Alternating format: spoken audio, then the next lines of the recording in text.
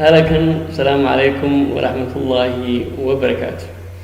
أرضيدا والسلام من أرضيدا دمانتو. halkan way waxaan ka sii wadnaa casharadii qaybtii labaad casharkeedii labaad ayaan halkan ka qaadanaynaa waa casharkii ugu dambeeyay oo inoo joogay inagoo ka hadlaynay saddexdii stage oo aan kaga soo hadalnay initiation key propagation iyo termination rabadaan wanaagsan ilaahay rabadaanka way ka faa'iideystaa ina ka dhigo iyo kuwa khayrkiisa hela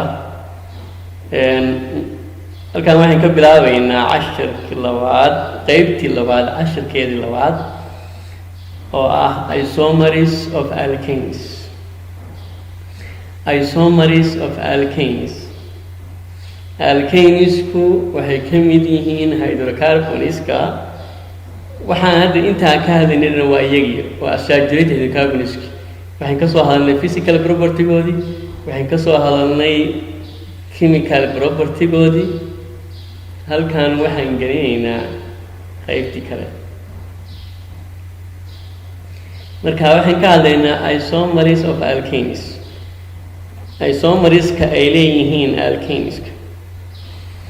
isomer maxaa la yidhahdaa marka isomeres waxaa la yidhahdaa are molecules with the same molecular formula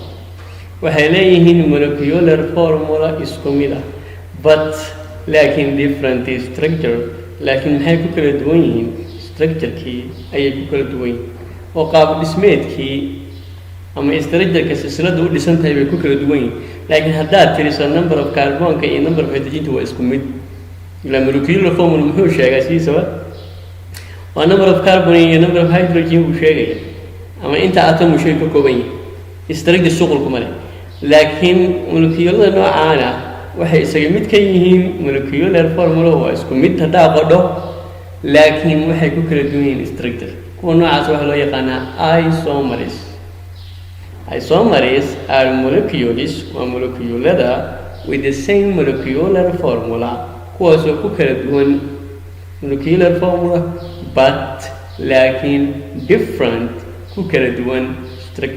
structure ahaan. Example halkan fiiri labadan molecule bal fiiri tan waxay ka kooban tahay afar carbon kow labo saddex iyo afar carbon ayaa ku jira carbonada markaad eegto marka halkan kan wuxuu haystaa carbonka geeska waa saddex kanna wuxuu haystaa waa saddex halka waa lix hydrogen labada dhexe mid kasta min labo haystaa lix waxaa ku dadhaa afar waa 10 halka maxaa ka cad marka wuxuu ka kooban yahay molecule-kani afar carbon iyo 10 hydrogen sidaa daraadeed laakiin qaabku uu samaysan yahay maxaa weeye waa qaab toos ah oo afarta carbon si xiriir ah ayay isugu dhagan yihiin laakiin halkan fiiri imisa carbon baa ku jira kow labo saddex iyo afar kana afar carbon baa ku jira afarta carbon ay ku jira hydrogenada tiri kan saddex buu haystaa hydrogen kana saddex buu haystaa hydrogen waa lix kana saddex buu haystaa hydrogen waa sagaal xabadaana ku dara kan uu haysto waa 10 halka maxaa ka cad number of carbonka waa isaga mid number of hydrogen waa isaga mid laakiin structure ahaan eeg qaabkay u samaysan yihiin kan dhinaca bidixda ah afarta carbon way isku xiriirsan yihiin kan laakiin saddex waa isku xiriirsan mid baa wuxuu ka lushaa dhinaca oo wuxuu haystaa carbonka labaad ee silsilada saddexda ah baa carbonka labaad buu kan ku dhagay dhinacaas ka lushaa marka structure ahaan way ku kala duwan yihiin marka ay kala labada molecule laakiin maxaa isaga mid ah waxay isaga mid ka yihiin maxaa weeye number of carbonka iyo number of hydrogen kan magaciisa maxaa la yiraahdaa butane but waa afar carbon aina waxay sheegaysaa inuu yahay saturated ama alkane inuu yahay butane kana egg magaciisa maxaa la yidhi 2-methyl propane 2-methyl propane oo kaas halka carbon iyo saddex hydrogen ka kooban magaciisa waxa loo yaqaanaa methyl waataan hore usoo sheegnay oo CH3 ga markaas waxa loo yaqaanaa methyl kaarboonka uu haystana waa kaarboon 2 wakaa dhinacan hadaa ka tiriyo kow labo xaggana kow labo markasta muxuu noqonayaa kaarboonka labaad saddexdan isku xiran iyagu tooska ah kaarboonka labaad ayaa waxaa ku dhegan baalka loo yaqaano methylka marka 2gaas wuxuu sheegayaa barta uu ka haysto ama kaarboonka uu haysto good kaarboonka uu haysto marka waa kaarboonka labaad waxaa haystana waa methyl silsilada la haystana waa prob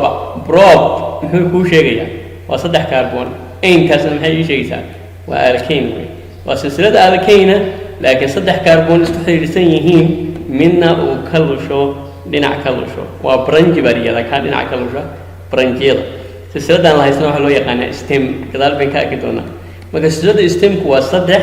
branchiguna waa halka kaarboon oo waxaa ku dhegan saddex hydrogen barta uu haystana waa kaarboonka labaad buu haystaa marka muxuu sheegayaa marka 2 methyl baa leeyahay marka 2 methyl marka aad tiraahdo already maxaa tilmaantay waxaa tilmaantay kaarboonka la haysto lambarkiisa oo ah kaarboon 2 iyo waxa haysta oo ah branchigii oo ah methylkii silsilada la haystana waa prob waa saddex kaarboon bay ka kooban tahay familiga ay ka mid yihiin waa ayn okay marka silsilada marka kana waa estrogen oo waa butane kana waa branchigene oo magaceeda maxaa loo yaqaanaa 2 methyl propane laakiin iyadoo tan branchigene tahay tan estrogen ay tahay labadaba haddana number of carbonka waa isaga mid iyo number of hydrogen laakiin maxay ku kala duwan yihiin waxay ku kala duwan yihiin structure-ka marka tan waa estrogen butane ayaa la yiraahdaa tanna waa branchigene oo magaceeda waxa la yiraahdaa 2 methyl propane branchigene markaad fiiriso silsilada caadiga ah iyo estrogen-ka ama open-gene-ka iyadu waxay ka kooban tahay laba magaceeda waa in laga helaa laba shay oo kaliya stemki iyo family nameki intaa hore biyuudka ahi waxay sheegaysaa stemki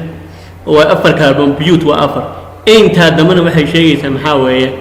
inuu yahay family nameki oo ah alkane gadaal waa in ka qaataan iyagu mar kasta labadaa waa in laga helaa stemka iyo family name laakiin halkaan markay silsiladu ay branchi tahay afar shay waa in laga helaa magaceeda koo waa in laga helaa kaarboonka branchigu haysto waa in laga helaa branchiga waa in laga helaa stemka waa in laga helaa ugu dambeyn family nameka afartaa waa in laga helaa marka tuugu wuxuu sheegayaa waa lambarka kaarboonka la haysto methylku waa branchigii prob waa stemkii ayntuna ugu dambeysana waa family name hadduu marka silsiladu ay tahay silsilad branchid ah waa in laga helaa afarta magaca waa in laga helaa number of carbonka la haysto numberkiisa kaarboonka la haysto numberkiisa oo loo yaqaan locant haddaa maqasho waa kaarboonka la haysto methylka hadda muxuu inoo yahay waa branchigii waa in laga helaa magaca stemkii la haystana waa in laga haystaa prob ayntina waa inay sheegtaa maxaa weeye family name marka silsilad kasta oo branchida magaceedu waa inuu ka koobnaadaa afartaa shay laakiin silsiladu haddii ay tahay straight chain sidii tan oo kale hadda butane ayaa la yidhi iyadoo branchi ma laha afarta carbon toos bay isugu xiriirsan yihiin magaceeda waxaa laga rabaa laba shay oo keliya waa in laga helaa stemka iyo family name waayo branchi ma laha iyagu stemka muxuu yahay waa but waa afar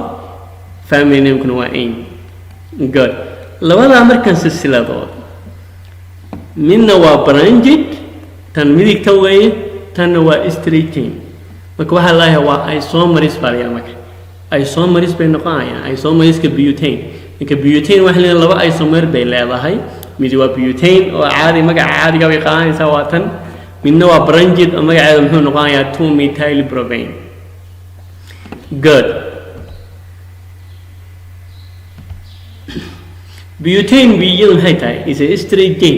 or open chain wataan soo qaadanay iyadu maxaa weeye waataan soo marray maxaa weeye iyadu waa open chain iyadu waa silsilada furan oo tooska ah good laakiin baasha loo yaqaano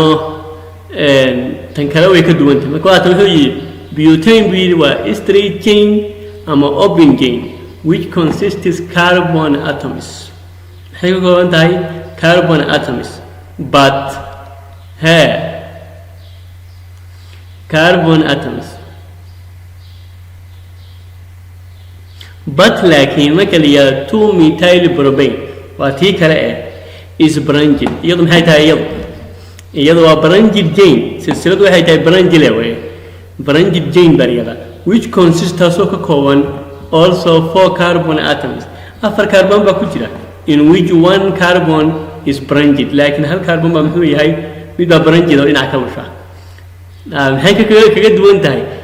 4 carbon ka kooban tahay laakiin waxay kaga duwan tahay 4 carbon iskuma xiriirsana saddex ba isku xiriirsan laakiin mid ba wuxuu yahay dhinaca ka lusha oo branchid ah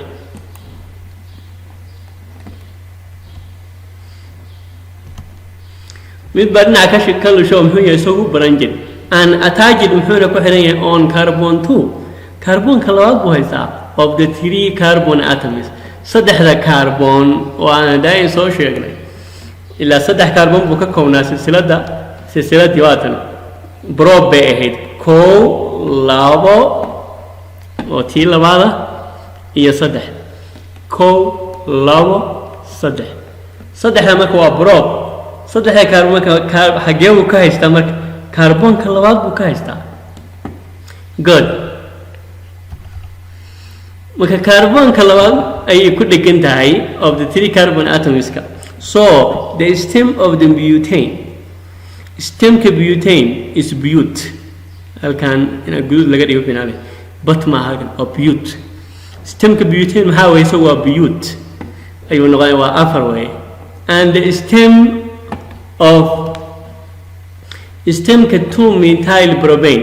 stemka ay leedahay 2 methyl propane maxaa waa probe marka ereyga but oo aan ku soo aragnay iyo ereyga probe waxay sheegayaan stemkii oo geedka markaan dhigan jirnay plantiska geedka waxa loo qaybiyaa jirid iyo laamo marka stem iyo branches stemka waxa la yiraahdaa silsilada marka ugu dheer oo la haysto branchina waxa la yiraahdaa silsilada ugu yar oo marka dhinaca ka wata marka probe ayuu noqonayaa silsiladan stemkeedu waa probe markastana stemka maxaa ku dhegan family name waa kana ain ayaa raacaya stemka tanna but bay ahayd maxaa raacaya ain ayaa raacaya butane the two chains marka have same molecular formula of CH4 molecular formula muxuu noqonayaa waa CH4 waa imisa afar carbon iyo he